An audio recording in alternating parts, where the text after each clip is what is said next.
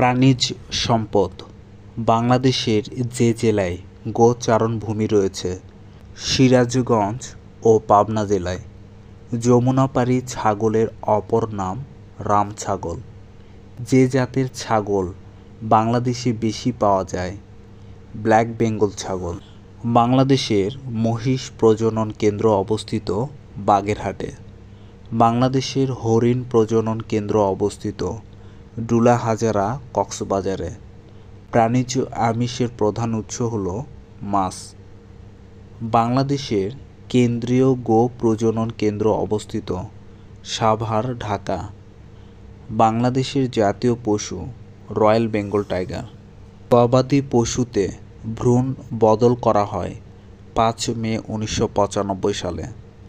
বাংলাদেশে কয়টি সরকারি মৎস্য প্রজনন কেন্দ্র, হ্যাচারি ও খামার আছে?